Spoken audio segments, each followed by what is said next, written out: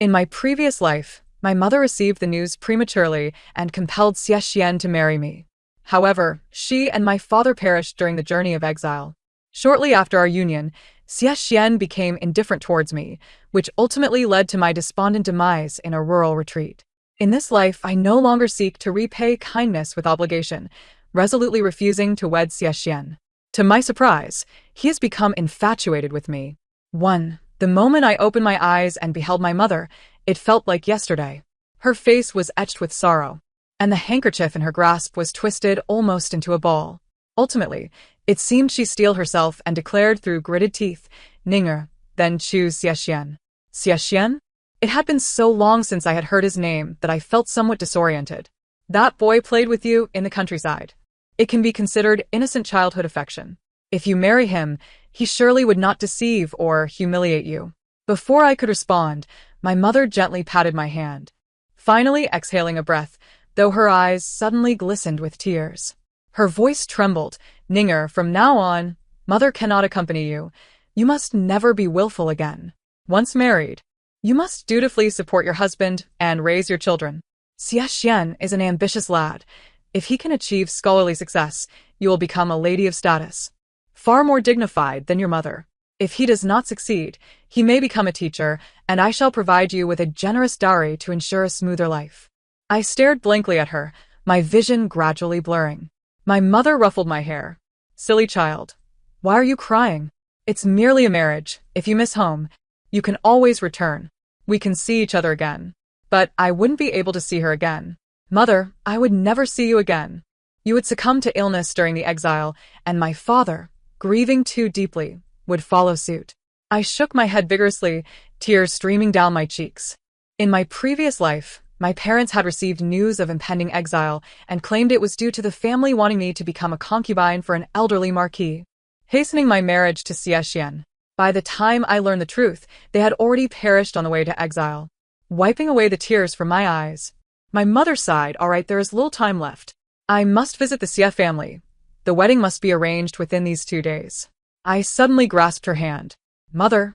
"No." She paused, momentarily taken aback. Then her expression shifted to one of annoyance. "Child, I have told you so much. How can you not listen? Do you prefer to marry that old man instead?" I shook my head. "Mother, Xie already has someone he cares for." My words left my mother momentarily speechless. She murmured, "No, it cannot be." "Which girl?" "Guinin." I managed to utter the name with great difficulty. My mother was still lost in thought. "Gu? Are there any Gu families around here?" "Which one?" "She is not from our town, nor from the county or the capital. She hails from the capital. She and Xie have had a betrothal since childhood." I had expected that mentioning her would bring a pang of sorrow, yet I found an unexpected calmness instead. Indeed, having faced death once, what could possibly remain to weigh me down? After all, he was merely a man who did not love me. I had first met Xie in the countryside, at the tender age of 7. My mother and I had traveled back to the village to escape the summer heat when a ragged Xie, barely 10, had stumbled out from a path in panic, crashing into us and fainting on the spot. We hurriedly took him to our village and summoned a doctor. It was later revealed that Xie was the grandson of the scholar Xie from the town. His mother had become pregnant with him before marriage, and due to the disgrace it brought, the Xie family had left them in the countryside. When he was 7, his mother passed away, and the Xie family ceased to send any assistance, leaving him to fend for himself in dire hunger for 3 years. The day he collided with our carriage, he had been driven by hunger to steal fruit from a nearby field and was chased for 2 miles. My mother, being a kind-hearted woman, not only called for a doctor but also had the servants clean him up and provided him with 2 sets of clothes, allowing him to recuperate at our village.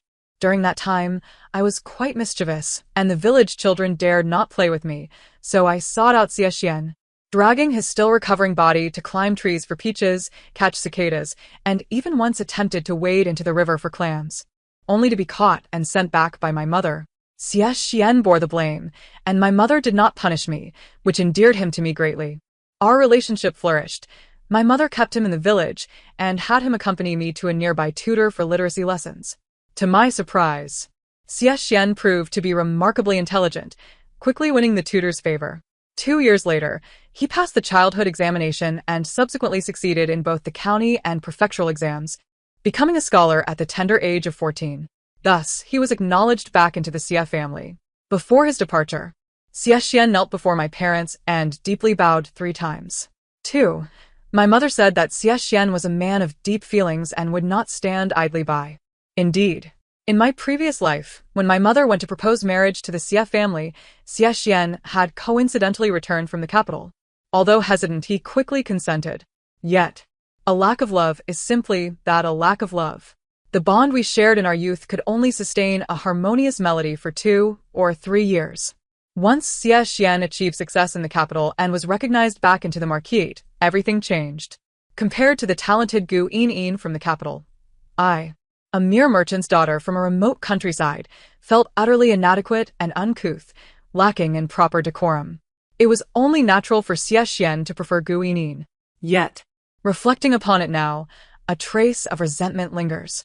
If he did not cherish me, why not let me go? Could we not part ways amicably? Why must we be bound together in mutual torment? My mother's concerned gaze jolted me back to reality. Yes, that was all in my past life. Since heaven has granted me a second chance, I shall resolutely avoid repeating the same mistakes. How could there be a betrothal?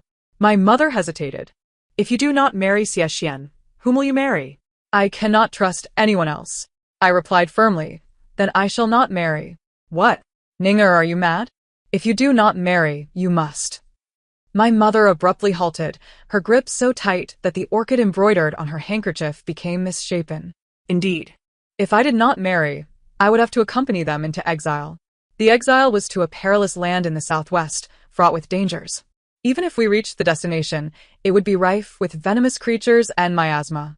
Though I was mischievous, I was still the most cherished daughter of my parents. They could not bear to see me suffer even the slightest hardship. So they painstakingly wove a tale about a powerful family forcing me to marry an elderly marquis and even forged letters to substantiate their claims. In my previous life, I had accepted this without question, as I was indeed concerned for Xie Xian, and in my haste, I acquiesced. But I have been reborn. This time, I shall die alongside my parents, at the very least. I will have companionship. After a long silence, my mother finally sputtered, "Not marrying is still marrying." She swept away in a huff. Watching her stubborn figure fade from view, my vision blurred once more. Wiping away my hot tears, I rose and packed away all the jewelry I had accumulated over the years. Clutching my bridal box, I ran wildly. At 15, I was as light as a swallow, and I quickly dashed out of the courtyard to the banyan tree at the end of a street. The people of Ping'an town were simple and kind-hearted.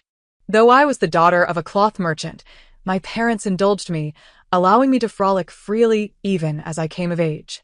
Thus, I had a few friends in town, and we often gathered beneath the banyan tree. From a distance, I spotted a familiar figure, my heart leaping with joy, thinking they had sensed my presence. As I drew closer, I froze. The figure was none other than Xie Xian.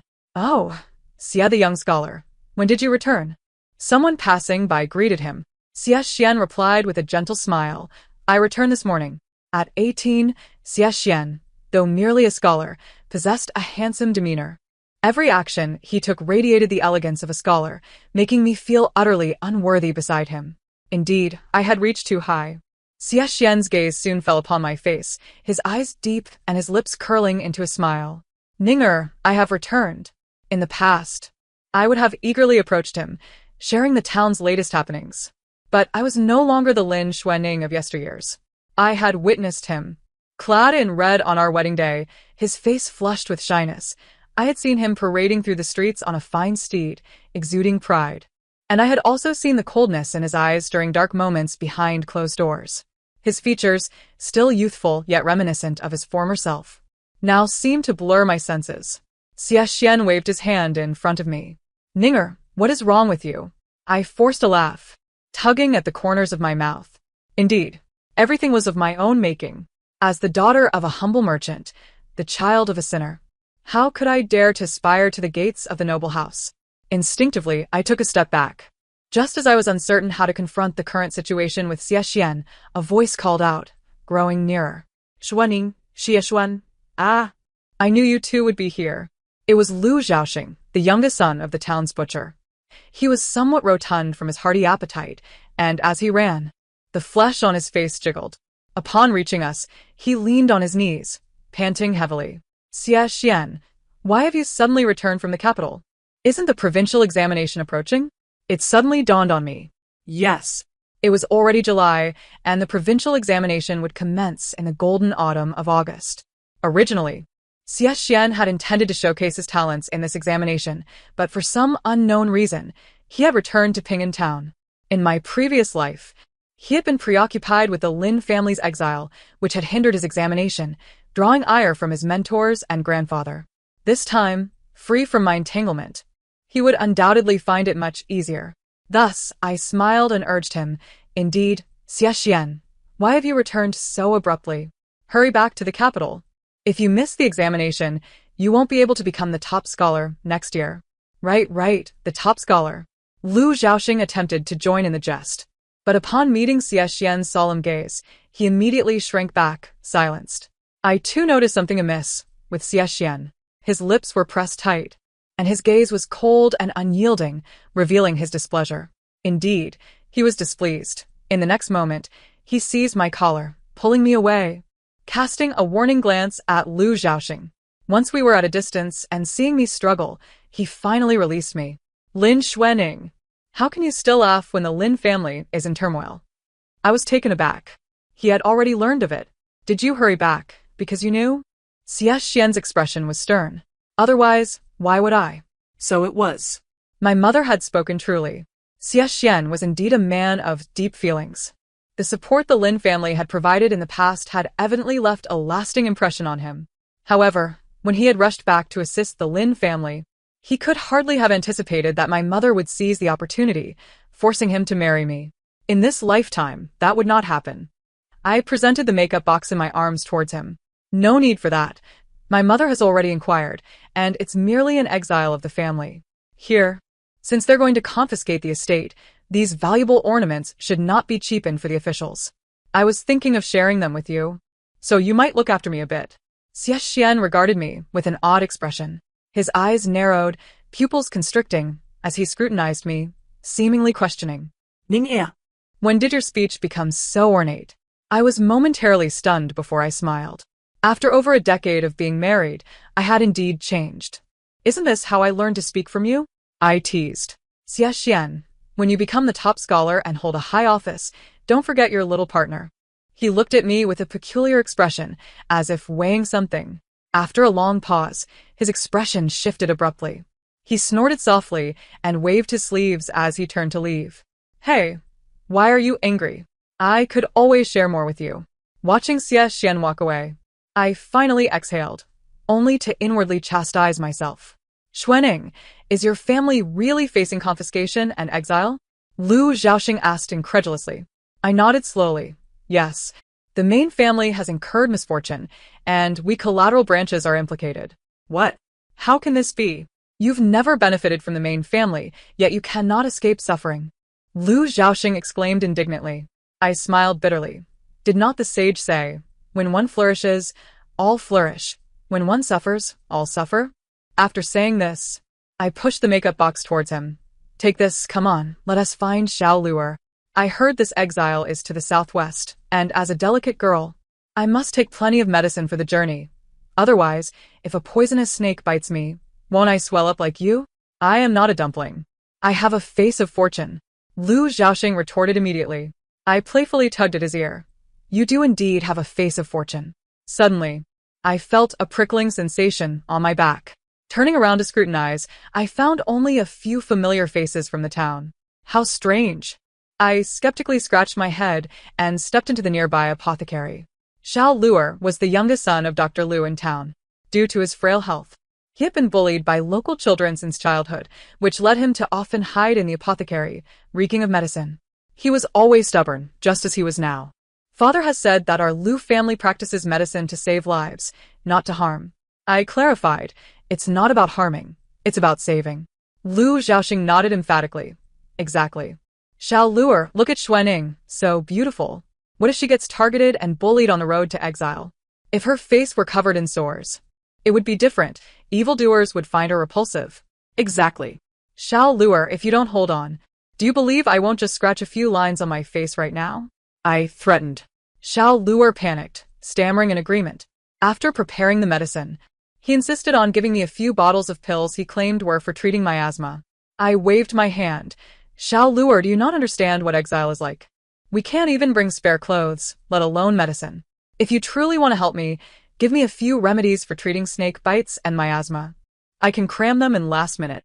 Xiao Luer furrowed his brow. How about I give you my copied medical texts? I patted his head. Good, good. You are indeed teachable. He swatted my hand away. No patting on the head. It stunts growth. Then, with a worried look, he asked, Sister Xuening, can you withstand the hardships of exile? I chuckled. Your sister Xuening can traverse heaven and earth. Is that even a question? Lu Xiaoxing chimed in. Exactly. Is that a question? Being with these childhood friends felt as if time had truly reverted to the past. Alas, such joy was fleeting. Before I could enjoy a meal at Xiao Luer's house, a little girl rushed in. Sister Xuening, mother has taken the matchmaker to the Xie family. Just as I suspected. My mother remained resolute in her decisions. Xiao Luer, you are in charge of distributing these ornaments with the little girl and the others. I instructed hurriedly as I dashed outside. However, before I could reach the Xie family, I spotted the old scholar Xie leading the matchmaker, approaching slowly. Behind them followed a group of people, all carrying items covered in red cloth. This spectacle left even my mother momentarily stunned. Upon noticing my arrival, she quietly asked, Is the Xie family preparing to arrange a marriage? Is it that girl with the surname Gu? How would I know? This was not part of my previous life. I feared that my rebirth had altered some fate, leading to this unexpected scene. Reflecting on the past and present, Xie Xian had indeed returned to Ping'an Town today. Could it be that he had already encountered Gu Yinin in the capital and had his heart set on her? Or perhaps... Before I could gather my thoughts, the matchmaker, adorned with a red flower in her hair, approached, waving a red handkerchief with a smile. Ah, Lady Lin, what a coincidence. Our young scholar Xie has long been infatuated with Miss Xuening, and we thought. The rest of her words became a blur. The phrase young scholar Xie has long been infatuated with Miss Xuening thundered in my ears like a clap of thunder. Impossible. How could this be? If Xie Xian truly held affection for me, how could he treat me so coldly? Why send me to a rural estate? Or was it that, at this moment, Xie Xian indeed cared for me, but upon seeing Gu Yinin, his heart had shifted? Men are often like this. In the capital, it is commonplace for them to have multiple wives and concubines, merely falling for one after another. I smiled bitterly. Lin Xuening, having lived a second life, how could you still be swayed by such trivial romantic entanglements? In a moment of bewilderment, my mother, under the persuasive words of the matchmaker, began to exhibit a glimmer of joy. As Master Xie approached to pay his respects and recited the marriage proposal with a voice as thunderous as a bell, my mother's eyes reddened with emotion. Madam Lin, what are your thoughts on this marriage? Naturally, my mother nodded in agreement. I hurriedly intervened, offering an apologetic smile to Master Xie. There are no thoughts. I shall not marry. The town of Ping'an was small, and this commotion, both lively and peculiar, drew the attention of many neighbors, all displaying expressions of eager anticipation. Upon hearing my declaration, the crowd instantly erupted into murmurs of confusion. Is she afraid that young Master Xie might fail the imperial examination? Who can say? I've heard that the Lin family holds high positions in the capital, but I see that Xuening and young Master Xie seem to have a good relationship. How could she possibly refuse? Puening. My mother exclaimed in anger. Before she could chastise me, I was abruptly pulled away. It was Xie Xian, his expression dark and his voice low as he said, Ninger, I need to speak with you. Without waiting for a reply, he dragged me toward the nearby Xie residence. Let go, let go. I protested, shaking free once inside. Upon lifting my gaze, I met Xie Xian's crimson eyes. Considering that he might genuinely have feelings for me in this moment, I patiently tried to reason with him. Xie Xian, please don't. Ninger, you too have been reborn, haven't you? I stared at him in disbelief, and he wore an expression that confirmed my suspicions. So, he had also experienced rebirth? After a moment of stunned silence, I felt a sense of relief. Since we were both reborn, it would be easier to communicate. Xie Xian, I inhaled deeply. My greatest regret in my past life was not being able to stay by my parents' side. You understand, don't you? If you hold even a sliver of sentiment for our childhood friendship, you should support my decision, shouldn't you? His body swayed slightly, his voice barely audible. And what about me? His gaze locked onto mine. Ninger, what about my feelings? Have you ever considered me? You? I laughed softly. Young Master Xie. There is the esteemed Gu Yinin waiting for you in the capital. You are both admired as a couple by everyone. Surely you don't wish to abandon that? Xie shook his head. No, Ninger, you misunderstand. I raised my hand. Regardless of whether it's a misunderstanding, everyone in the capital believes that to be the case. And that is the reality. Xie opened his mouth to speak, but sighed instead. So, Ninger, do you truly not want to marry me? I smiled. Xie, there are many ways to repay a kindness. If you fear that others will criticize you, you could simply send more letters to the Southwest in the future rather than being coerced into marrying me. I'm not coercing you, he insisted. I waved my hand dismissively. I understand. My mother has always said you are a person of deep feelings. You are marrying me willingly out of gratitude, I know. No. I genuinely have feelings for you, Ninger. Xie. I gazed steadily at him. In my past life, I waited day after day at the other estate. Did you ever come to see me? Instantly, his face drained of color. I let out a cold laugh. So, Xie, stop deceiving yourself. Furthermore y linkuening. Have been foolish long enough. That day, the Lin family and the Xie family became the talk of Ping'an town. I had no time to heed the gossip. Seizing the opportunity while my mother was sulking, I quickly gathered the maidservants and the workers from the fabric shop, giving each of them 50 taels before sending them away. My mother was momentarily stunned by my actions before turning away to wipe her tears. My father, weary from travel, returned home. I urged him, Father, please comfort mother. If she keeps crying, people might think you're planning to take a concubine. What nonsense are you spouting? My parents glared at me in unison. See?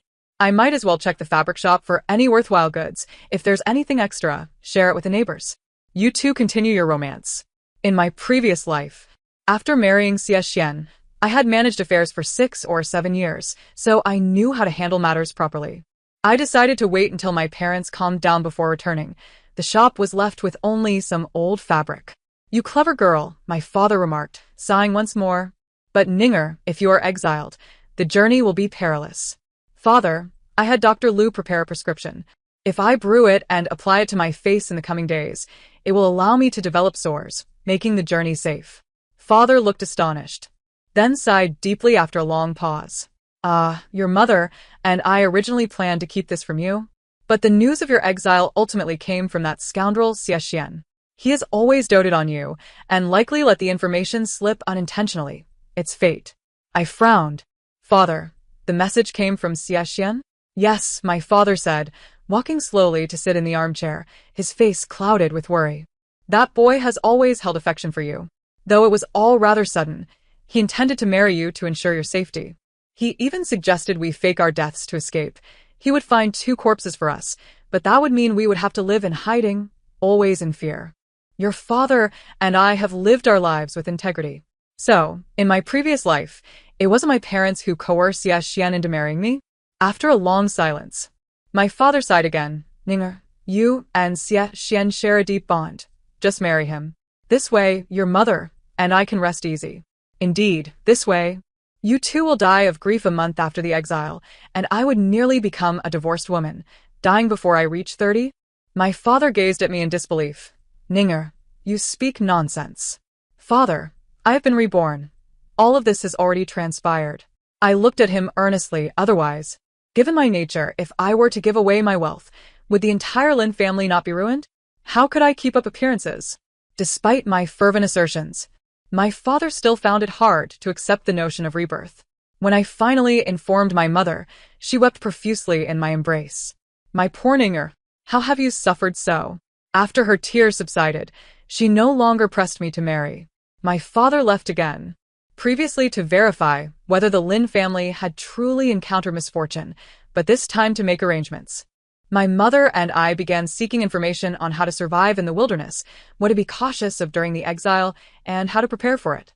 On the 3rd day, a weary Xie knocked on our door. I have already said that I will not marry, I said, exasperated as I looked at him. Xie Xian remained silent, merely presenting me with a package. What is this? I had someone rush to make this clothing for you. It has a special fragrance to repel insects, ants, and mice. Wearing it in prison will make your stay a bit more bearable. After he spoke, he gazed deeply into my eyes.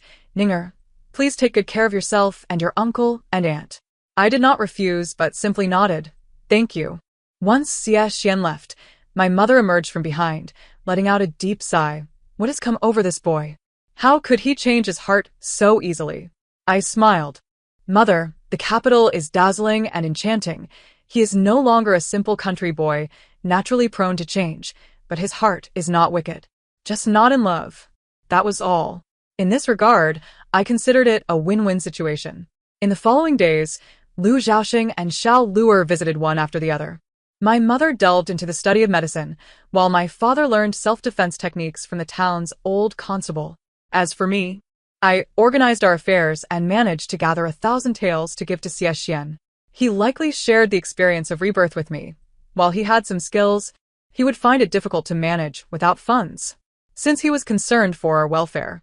I thought it best to provide him with a bit more money for his endeavors, which would be far more effective than my father fumbling about like a headless chicken. When the officials surrounded the fabric shop and our home in an imposing manner, my parents and I exchanged bittersweet smiles.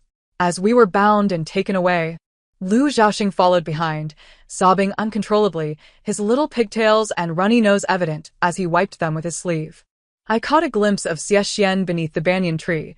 He stood tall, his gaze profound, and his brow furrowed with worry. Someone asked him, "Young Master Xie, what crime has the Lin family committed? They seemed fine before." He shook his head. "I don't know. Are you not close with Lin Xuanning? Why not investigate?" "No. My good sir, I have to prepare for the provincial examination." "Oh, you must become a juror now." The whispers of conversation drifted into my ears, and a smile graced my lips. How delightful. Xie Xian, from this moment forth, you may gallop forth with the wind at your back, no longer burdened by my presence. I am uncertain how Xie Xian managed it, but our family encountered no undue hardship on the journey to the provincial prison. Only when the rest of the Lin family branches gathered before our exile did Xie Xian visit the prison once more. Upon seeing my face marred with sores, he was momentarily taken aback, but soon broke into laughter. "Ninger, you have always been astute. This method is indeed appropriate. The master once said that if you were a boy, you would not only rank among the top scholars, but would surely pass the imperial examination with ease. This man, after refusing to marry me, has grown warmer than in our past lives, even able to jest. Yet, after jesting, as he spoke of having arranged for our fellow travelers, his gaze subtly urged me to look at his sleeve, where a letter was swiftly slipped into my hands. The letter was thick and, upon opening it, I discovered a sharp blade and a piece of magnet wrapped within its 2 pages. My mother gasped in horror, covering her mouth tightly, her face a mask of disbelief. The prison was dimly lit, with only a small window allowing a sliver of daylight to break through. Standing to read the letter was arduous, as Xie Xian's pages were densely written.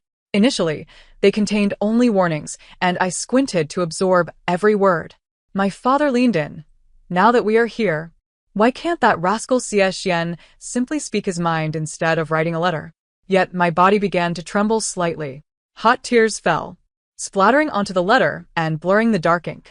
"Ninger, in our past life, despite all the plans, your in-laws still met with calamity. Fortunately, I have been reborn. Be wary in Linqin County." So, it seems that Xie Xian's claim that my parents died of illness in our previous life was but a ruse? They were victims of foul play? Who was responsible? And for what reason? Meeting my father's gaze, I hastily wiped my eyes and continued to read, though my body swayed unsteadily. Struggles for the throne? Had the Lin family been embroiled in such turmoil? No wonder. My father's expression mirrored my shock as he stood on tiptoes to get a better look. Indeed, the news was conveyed by Xie Xian, and my parents in both this life and the last were likely unaware of how the main family fell into misfortune, leading to their confiscation of property, their exile, and ultimately their demise. My dear parents, they are living souls, entirely unrelated to the power struggle. Why could they not be spared? Why? A tempest of anger swirled within me, yet it ultimately dissipated into helplessness.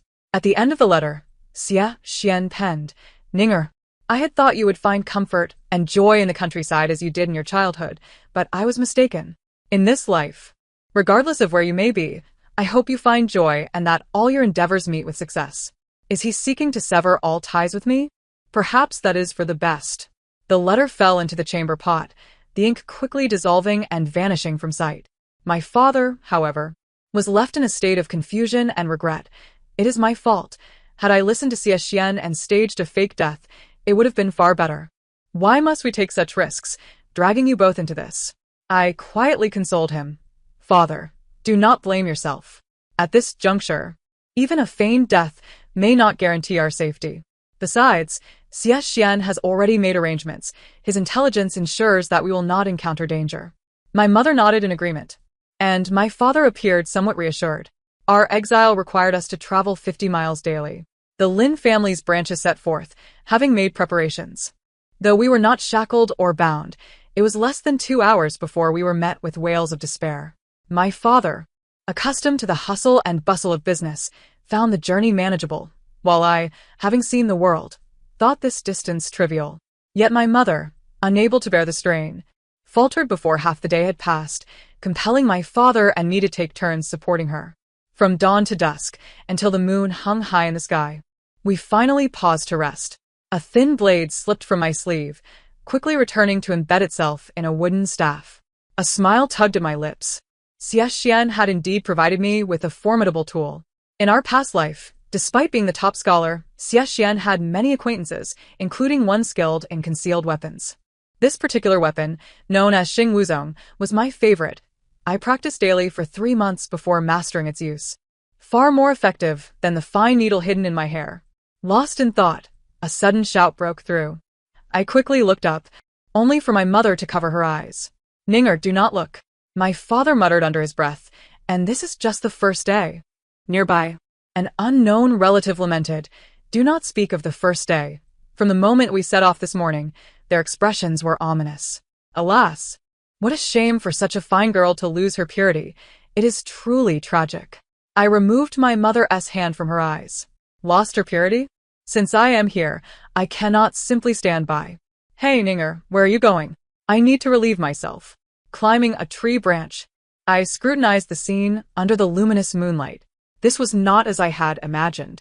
The cousin being dragged away was threatened by the constable for a while, sitting there and calling for help, while the constable even offered her half an apple to eat. Is there such a disgrace to one's dignity?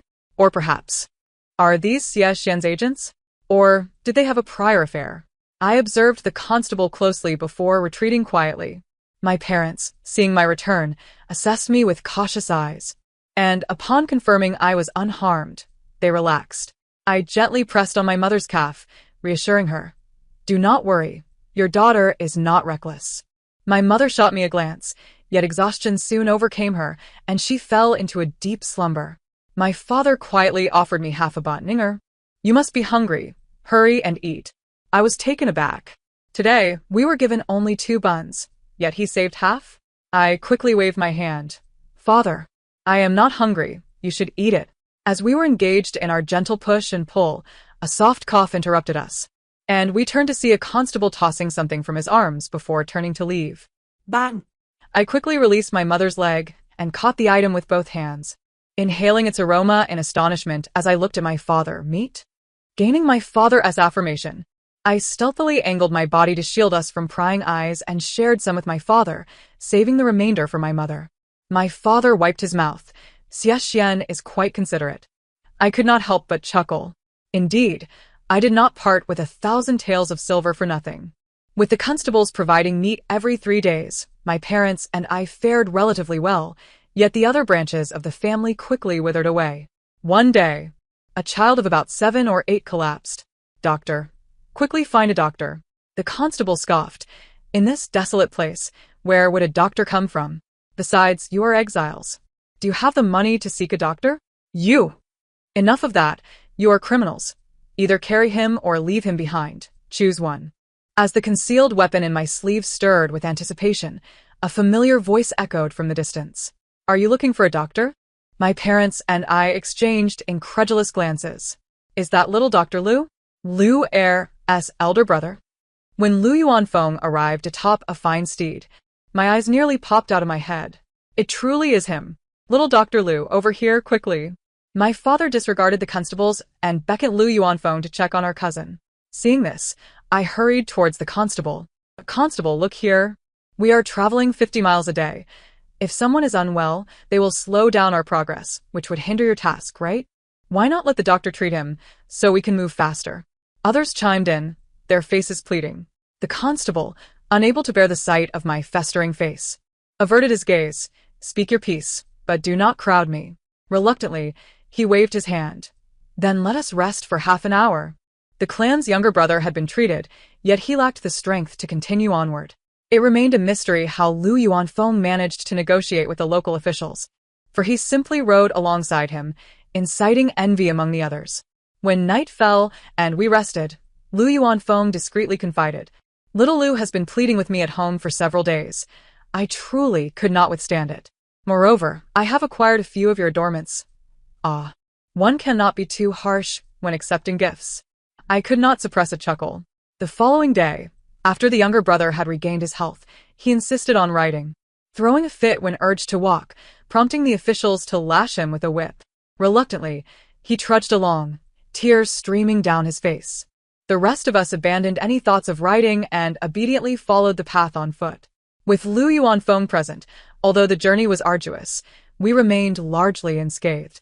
Whenever we reached a resting spot, we were fortunate enough to share a bowl of warm soup, while the officials often provided chicken broth, much to everyone's delight.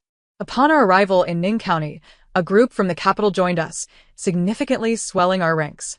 The number of officials escorting us also increased, and they shackled us as well. Liu Yuanfeng, realizing the situation was untenable, took his leave on horseback. We, the collateral branches of the family, were understandably incensed with the main family that had brought us to this plight.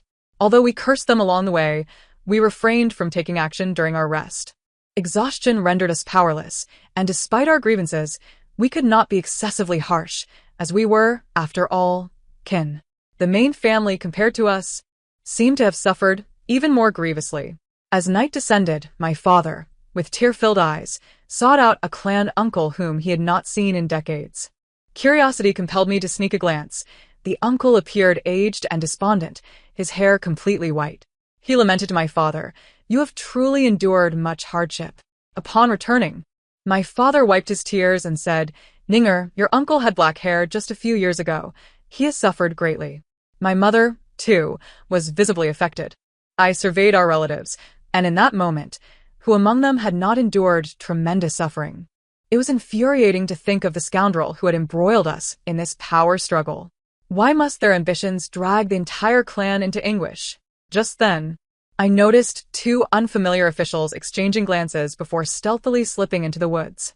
I quickly grew wary and asked, "Father, how far is it to Qinxian from here?" Although my father ran a fabric shop in Ping'an Town, he had traveled extensively in his youth, practically serving as a living map of Diyu. He wiped his murky tears and surveyed the surroundings. "This should be Nitushan. We just need to cross 2 more hills." As he spoke, a realization struck him, and his expression shifted. I discreetly met his gaze, and it became clear that tomorrow would likely bring peril. My father, concerned, quietly conferred with the clan uncle for a while before returning, sighing as he whispered to me, "Ninger, if trouble arises tomorrow, we must protect your mother. We lack the strength to do anything else." I nodded gravely. As my father's only daughter, he had disguised me as a boy to pursue my education. And after I turned 10, he had hired a master to teach me martial arts, always insisting that learning to read would allow me to understand principles, while martial skills would prevent me from being bullied. Regrettably, in my previous life, I had lost my child upon hearing of my parents' misfortunes, which had left me weakened and clumsy, relegating me to playing with innocuous toys that required no running or jumping. That night, despite knowing the importance of rest, I found sleep elusive. As dawn broke and we resumed our journey, my father deliberately guided us towards the center of the group. When stakes are high, one must prioritize the family unit. The turmoil erupted upon descending Nitushan. A band of men in black rushed down the slope with knives drawn, attacking indiscriminately. Our clan members screamed in terror, some fled in panic, while others fought back for the weapons. Two agile youths from the main family successfully seized a weapon and decapitated one of the assailants, whose head rolled into the thicket where my parents and I were hiding. I was momentarily stunned and quickly covered my mother's eyes. A surge of hatred swelled within me, but I stifled it. I could not act recklessly. My duty was to protect my parents. Just then, a group of soldiers appeared, engaging the black-clad assailants in fierce combat. I instructed my father to look after my mother and rushed out to join the fray. I picked up a fallen machete and charged at the attackers, hacking at them with fervor. Occasionally, my concealed weapon flew from my sleeve, slicing through their wrists and necks, sending blood splattering everywhere amid their cries of despair. Once all the assailants lay defeated, I became aware of a sharp pain in my arms. Glancing down, I realized I had been cut several times, the wounds gruesome and alarming. At that moment, my hands began to tremble uncontrollably. Lu Yuanfeng, having emerged from somewhere, swiftly bandaged my wounds and tended to the injured clan members and soldiers. When our battered group finally arrived in Qinxian, we were met with the resounding sound of drums and gongs. A local scholar had just achieved a high score in the imperial exams. It dawned on me that we had been exiled for over a month. Surely, by now, Xian had also succeeded in the examinations. Although we could not be together as husband and wife, I sincerely wished for his success. If he triumphed, we would have the protection of the Marquis's house even in our exile, making our lives a bit more bearable. His success would also allow him to ascend to the capital and reunite with the Marquis, would it not? Lost in thought, Lu Yuanfeng approached me, Xuaning. Who exactly were those people? Will they return? My mind sharpened with clarity. Indeed, if it pertained to a struggle for power, those who failed would surely send more to eliminate us completely. But why? What did they fear? The Lin family had already been exiled to the remote southwestern regions, cut off from news. Was there something they feared? Or was it possible that the Lin family held some leverage over them? The thought sent shivers through me. As I cast a furious glance at the main family members, they were undoubtedly scheming to rise again, using that leverage as a means to their end, unaware that their intentions had already leaked, bringing about their own doom. Despicable. I needed to uncover the truth behind that leverage. After regrouping in Qinxian, my father's eyes were reddened once more. 139 lives were lost, including 7 children.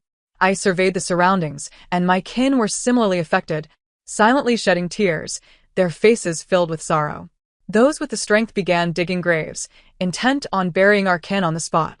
My mother, assisting Lu Yuanfeng with his wounds, returned, unable to swallow even a morsel of food, retching uncontrollably with a ghastly pallor. I coaxed her into sipping some water when a commotion arose. What have you done? Is our exile not enough? Now there are those who want us dead. Do you wish to annihilate the entire clan? My father hurried to intervene as tensions flared. After much pulling and restraining, we managed to separate the enraged relatives from the main family.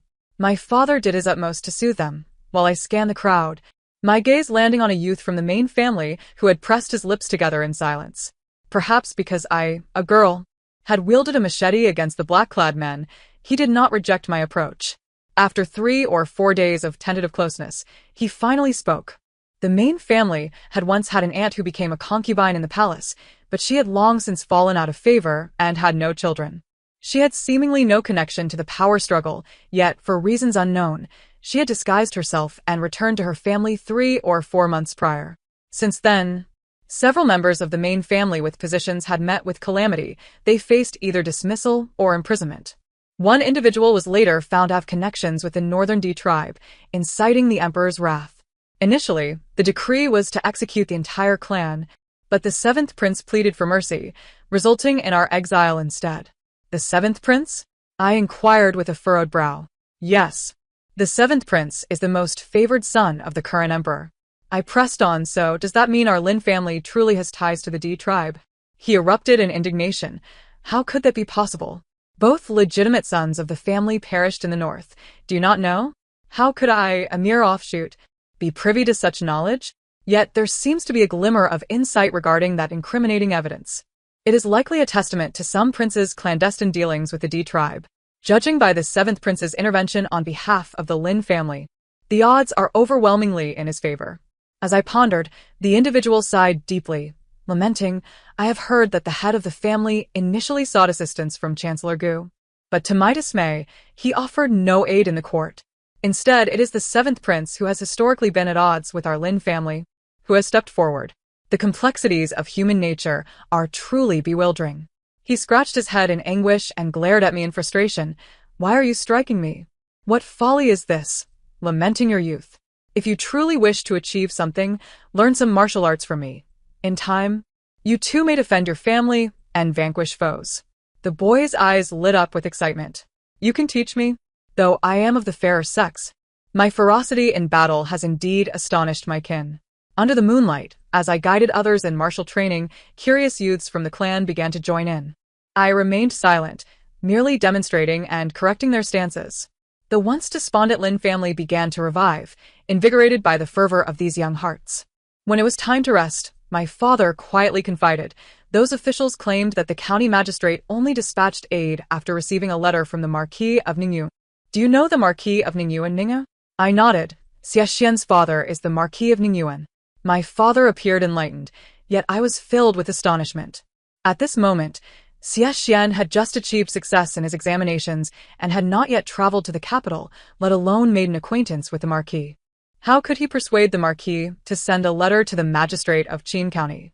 Even if Xiexian had immediately written to the Marquis upon his rebirth, how could such recognition be so easily arranged? Or was it that Xiexian did not participate in the provincial examinations, but rather went straight to the capital after visiting us in prison? Lost in thought, I felt a gentle tug on my arm. Turning to see Lu Yuanfeng, he carefully unwrapped the cloth from my arm and, upon meeting my gaze, offered a wry smile. Xuanning, your jewelry is gone, but I have replaced it with the finest medicinal ointment for your wounds. It was evident that resources were scarce. Indeed, throughout our journey, Lu Go was the one shouldering the expenses for our treatment. With the Lin family comprising countless mouths to feed, how could we possibly afford such costs? Now, as exiles, we possessed nothing of value. Noticing my frown, Lu Yuanfeng reassured me. Do not worry, Xuanning. Though my medical skills are modest, I assure you, I will not leave you with unsightly scars. I could not help but chuckle. In these dire times, I hardly concern myself with scars. Money can be earned. I merely need to confer with my father on the means to do so. Ninger, is this truly feasible? My father instinctively shook his head. Father, the world is bustling due to profit. We toil as laborers and we also engage in trade. As long as they turn a blind eye, how can it not succeed? Moreover, we have only traversed half the journey. Even if Lu Go were as skilled as Bien Ke, a clever cook cannot prepare a meal without ingredients. For the sake of our kin, we must devise ways to earn money. My father was persuaded. Then, shall I consult your uncle about this? Yes. We shall split our efforts. I will seek out the constable. With a face marred by pus-filled sores, the constable initially could not bear to meet my gaze. Yet, due to my previous valor in battle, the disdain in their eyes was now tinged with a modicum of respect. When I relayed my proposal, several began to waver. Accompanying the exiles, though initially there were arrangements made, who could ever turn down a chance for profit? Moreover, they need not exert themselves, as we would handle the transportation of goods. Soon, the constables agreed, after some negotiations over the division, ultimately settling on a 3-7 split, with them taking 7 and us 3. However, my father encountered obstacles. That is unacceptable. The Lin family is a family of scholars. Even though we have faced disgrace and exile, how can we demean ourselves by engaging in such lowly trade? After being scolded for some time, my father, in frustration, ceased to argue. You lofty ones, consider whether you can endure this. Do not speak of the ailments along the way, just look at these injured ones. If we lack funds for their treatment, you old men might as well dig graves for your descendants. Having vented his frustrations towards the main family, my father's spirits lifted, and he turned to consult with the branches of our clan. Although many among the branches are learned individuals, they lack the pretensions of the main family. Under my father's persuasive tongue, they readily agreed to his proposal. Constable, please inform us of the remaining routes, so we may discuss what supplies to procure. After acquiring the route from the constable, my father swiftly conferred with the other merchants in the clan, urging them to contribute any hidden silver or goods as capital. Meanwhile, I continued to lead the uninjured youths in martial training, and they became the main force in the subsequent transportation of goods. The first batch of goods sold out swiftly in the Huaxi region, with each constable receiving over 50 taels of silver, their faces beaming with delight. We, too, reaped nearly 300 taels, ensuring that all wounded clan members received medical treatment. As the constables rejoiced, our meals improved significantly, and the shackles binding us were removed, allowing the elderly and children to travel by donkey cart. For a time, the clan, which had been plagued by fear following the assassination attempt, finally glimpsed hope, no longer wavering about the future. Some clan members voluntarily joined the transportation efforts, while those lacking strength assisted as best they could. Days passed, and after another distribution of funds, we noticed the dwindling population around us. Lu Yuanfeng provided us with medicinal remedies for snake bites and miasma. Naturally, we prioritized delivering these to the constable first, then distributed them among our kin. However, when it came to the main family, each person averted their gaze. My father scoffed, returning with none of the customary respect he had previously shown to his uncle. They are all so obstinate, incapable of adapting, he remarked. I couldn't suppress a laugh.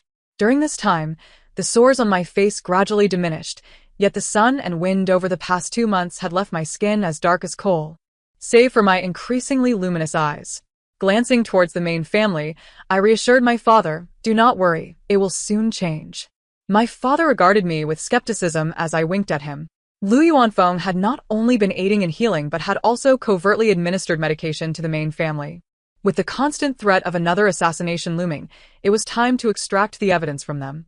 Lu Ge, they still appear to be in their right minds. In the dead of night, I eyed Lu Yuanfeng with suspicion, to which he shrugged. My ability to poison them is already a breach of our ancestral teachings. Do not expect everything from me. Very well, I would resort to desperate measures. The constable had been dispatched to the county to revel in merriment, and tonight, we donned the attire of the barbarians to extract information. Unfortunately, the main family remained unmoved. We changed into princely garb, employing all manner of stratagems, yet to no avail. Exhausted, I lay down, finding these individuals exceedingly difficult to deal with. Just as I was resting, a familiar constable returned, momentarily taken aback upon seeing me, but quickly regained composure, seemingly recalling something, and presented me with a small pouch. "Constable, what is this?" "I know not. It is a gift from your fiancé." "Fiancé?" Xie truly did not care for his reputation while arranging matters for us. Once the constable departed, I opened the pouch to find a blank sheet of paper. Lu Yuanfeng inquired, "What is this? Why the rush?" It was merely a trick of the trade. I held the paper near the fire, and gradually, characters began to appear. Lu Yuanfeng, astonished, watched as I swiftly read the contents before tossing the paper into the flames. The constable jumped up, exclaiming, "Hey, why did you burn it?" I offered him a bemused smile. This letter was likely one that Xie had instructed him to deliver to me earlier. He must have glanced at it, found nothing of value, and could not unravel its meaning, thus passing it to me. "Forgive me, dear constable, but this is a letter from my fiancé indicating his intent to burn it, lest it implicate you." I acted without much thought. The constable, infuriated, stamped his foot, yet found himself powerless to act. He truly departed this time, and my expression turned icy. Rising to my feet, I seized the head of the family. "Lu, brother, we are in trouble." Observing the fading ink on the paper I had prepared, I sealed it within a bamboo tube, which I then tucked into a scroll and handed to Lu Yuanfeng. If my assumptions were correct, Xie should now be en route to the capital. Should this endeavor succeed, our Lin clan would finally be vindicated, allowing us to return to Ping'an town. Even if it fails, we would still create chaos in the capital. Once more, we set forth, the foliage around us growing increasingly lush. When we first encountered the miasma, the thick white fog nearly caused us to become separated. Fortunately, we had prepared well, binding ourselves with ropes to avoid losing our way. After consuming the antidote, we emerged from the noxious vapors, only to behold the glint of a blade wielded by a figure clad in black ahead. Again, alas! This time the youth of the Lin family were no longer paralyzed by panic. They stood resolute, even if their skills were lacking. With sheer determination, they instilled a measure of fear in those dark-clad assailants. Regrettably, without the assistance of the officials, our victory was but narrowly achieved. With our superior numbers, we managed to vanquish them completely, but we lost over 200 clan members, and half of the constables perished as well.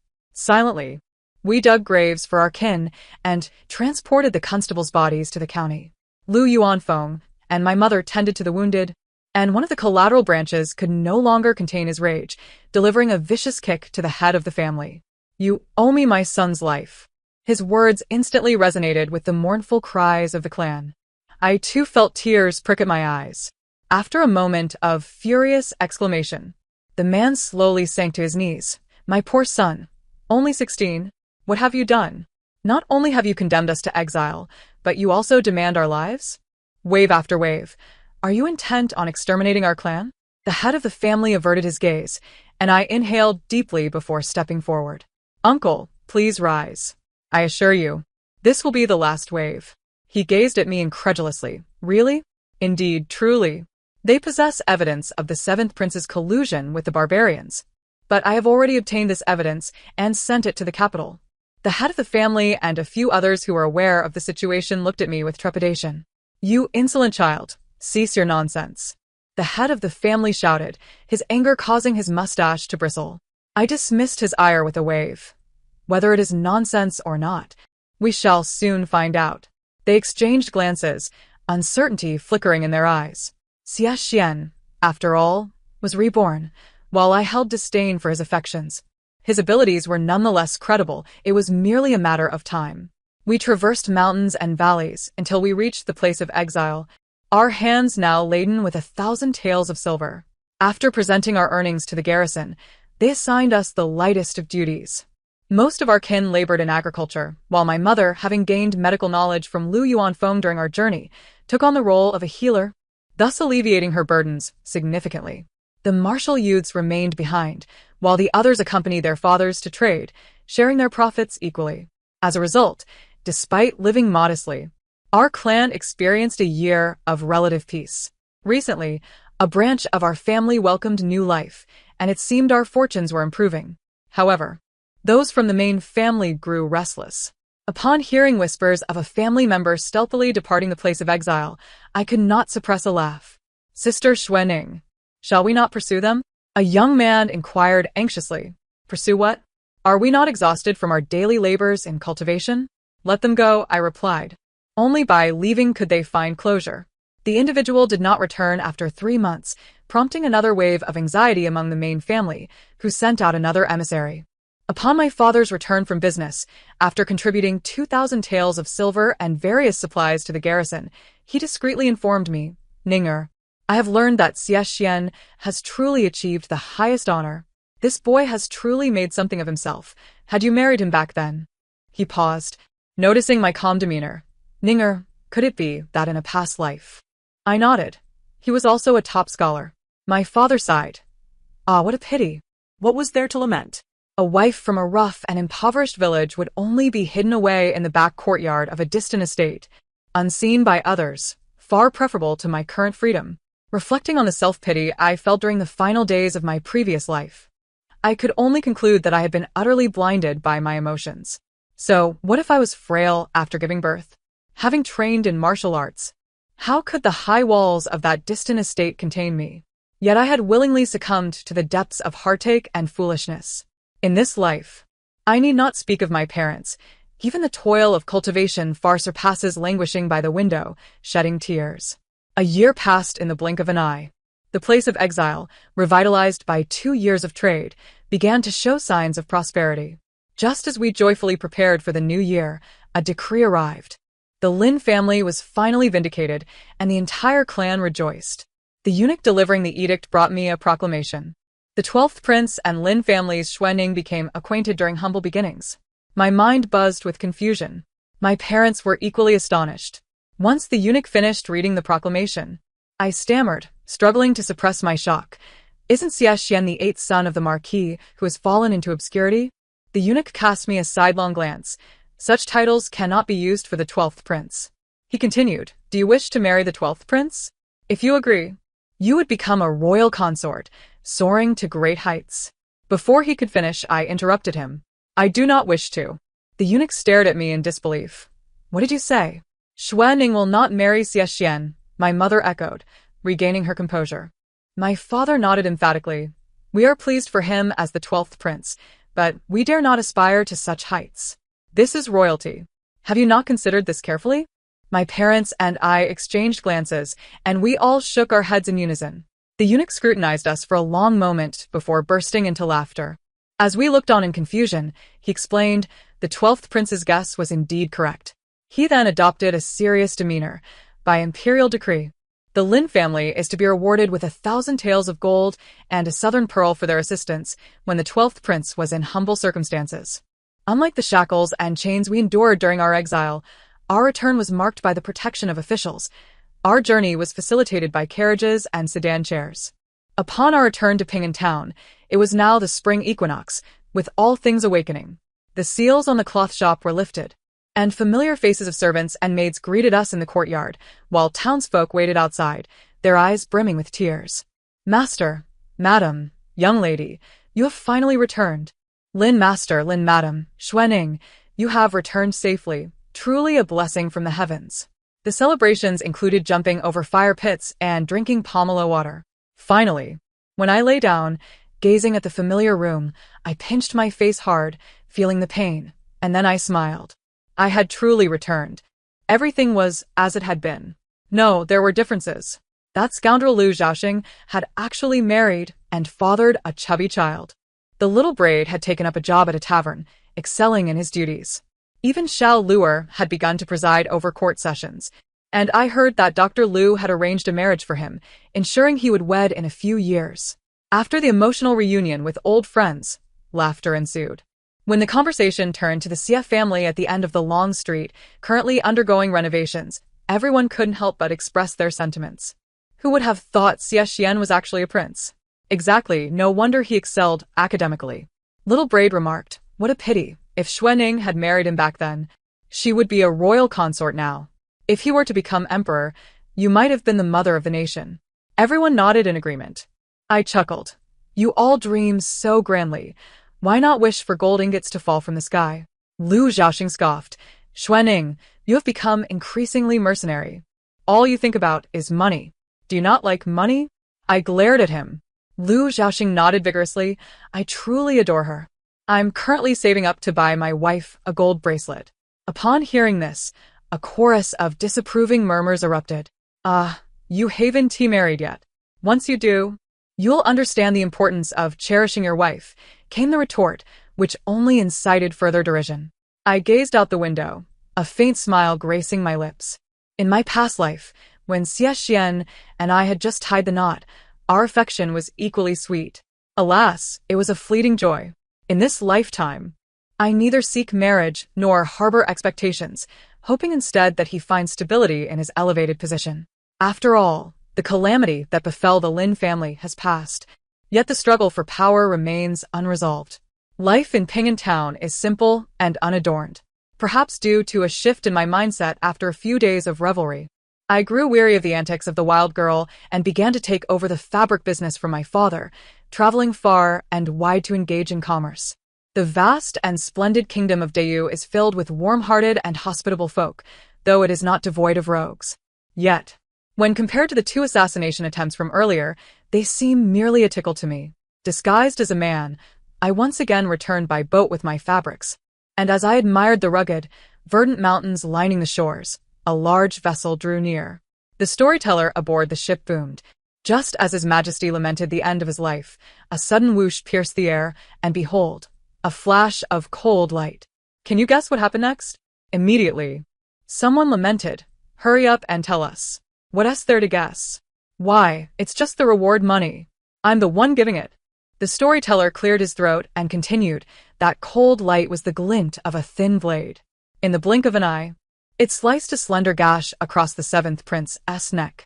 At first, the cut was nearly imperceptible. The 7th prince even urged the emperor to drink poison, but suddenly, hot blood gushed forth from that delicate wound, leaving even the emperor in a state of shock.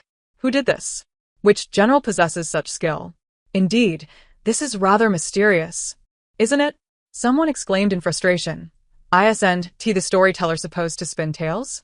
If it's not mysterious, wouldn't you lose interest? Be quiet. Please, good sir. Tell us what happened next. The storyteller resumed, You astute gentleman. In martial arts, we are accustomed to blades and halberds. Such a razor that can take a life in an instant is only practiced by those of dubious background. This hero is none other than the one who has wandered among the common folk for nearly 2 decades and recognized by His Majesty during the palace examination. Excitement rippled through the crowd. The 12th prince? The ship sped forward, the storyteller's voice gradually fading.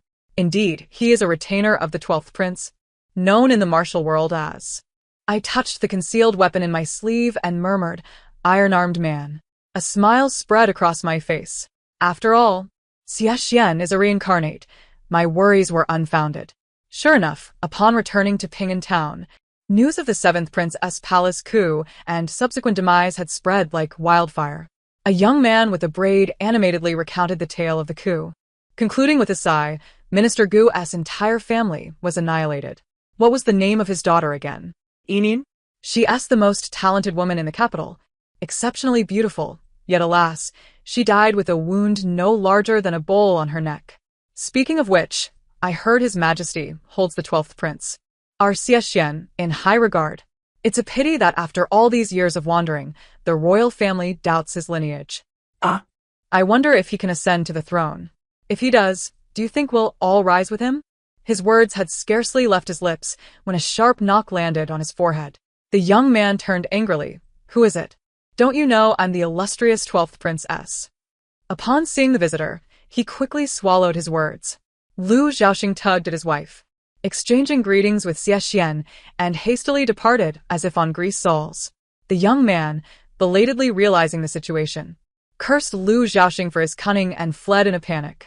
Xie seated himself beside me, and as I picked up my teacup, he naturally poured me more tea. I teased, What brings the renowned 12th prince back to Ping'an town? Noticing his expression was tranquil and rather dull, I asked earnestly, Are you here to fetch your maternal grandfather? Xie poured himself a cup, took a delicate sip, and then gazed deeply into my eyes. I've come to ask you a question, he stated. I raised an eyebrow. Go ahead. Xie pressed his lips together, inhaled deeply, and then said, Ning if I were to become a commoner and return to Ping'an town, would you be willing to marry me? I shook my head. Xie's face lost its color. I turned my gaze to the window. Xie, look at how high the sky is and how green the mountains are. If I marry, I may never see them again. After a long pause, a low voice came from behind. I'm sorry. I understood. He was apologizing for confining me to the narrow confines of the backyard in my past life. I turned to face him, smiling. In my previous life, you deceived and trapped me, leaving me like a fool, drowning in the sorrows of love. However, considering that you have avenged my parents by eliminating the 7th prince and the Gu family, I forgive you. You know? Xie's eyes sparkled with hope. Then. I interrupted him, slowly rising and bowing my hands in respect. The grievances have been resolved. 12th prince, may we not meet again. The story concludes here. Thank you for listening, and I look forward to our next tale.